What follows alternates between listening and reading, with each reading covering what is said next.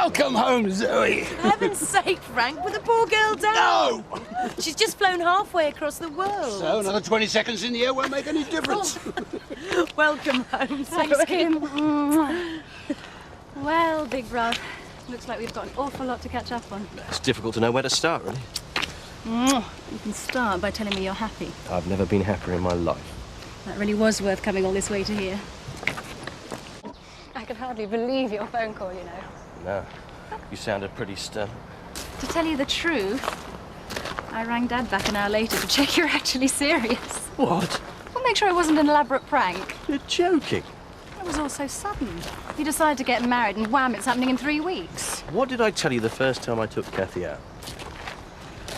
That you would marry her, yes, I know. I knew then, Zoe, after our first dates. I don't know why you were so surprised. Because when I left for New Zealand, you were as far apart as two people could possibly get. Yeah. You weren't living together. You're barely speaking to each other. No. A couple of months on, and now this, of course I'm surprised. Funny how things change, isn't it? So what exactly has changed, Chris? I have, I suppose. You don't look any different. But I am. The low-key wedding, it's all part of a new Chris Tate, is it? My dad was pretty miffed about that. That's exactly what Kathy used to hate about me. The big number, the extravagant gesture. From now on, everything's going to be low-key and intimate. Just how we want it to be. Really? Look. Absolutely right. You're wasting money. Complete and total. Seeing as how she won't have time to drink it anyway. Come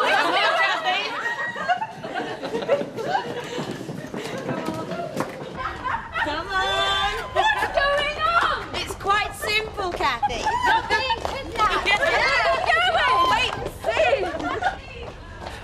You can't do this! Oh! Hear this, girls. The White Knight says you can't do this. When he can always rescue his damsel in distress. If he dare, that is. What am I supposed to do for the rest of the night?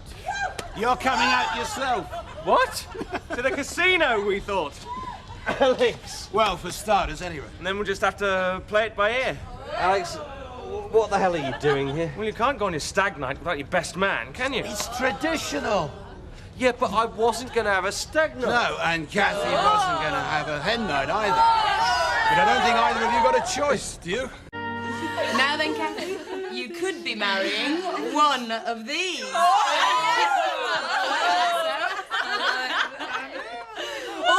if you prefer the slightly older man. But, dear, oh dear, Kathy, you chose this. I'll guess it. Now, has anyone got any last-minute advice for Kathy before she marries this fine figure of a man? Yeah, Kathy, don't do it. Just get out, will you, Mark? Oh, come on, Rachel. Now. Take Dan with you and all. You know, you spoil sports, you lot. Do you know that? This is a hen party, you know. And it's also Halloween. Yeah, and we're taking time out from this party to petrify a few folk. It's traditional, you know. Yeah, and it worked a treat, too, despite what you said, Rachel. I'm warning you, Mark Hughes. Out, now. Trick or treat. What? Well, you're supposed to give us some grub. Well, let's see then, Dan. Do you fancy a bit of this in your face? Yeah. Come on. Hang on a minute, Rachel. You're going to be And they called us spoilsport. He don't change, does he? Still as daft as a brush. Oh, it's one of the few things that hasn't changed around here. I've only been away a few months. Look at everyone. Chris and Kathy about to get married. Yeah, me at university. I heard about your mum and Joe as well. Yeah. And poor Henry. It's been quite a few months, hasn't it? You and Michael are still together, though, I hear. Yeah, that's one thing that hasn't changed, thank goodness. That's quite an achievement. From what I remember of my university days, not too many of the old romances survive it. I think ours will be okay. Don't you worry.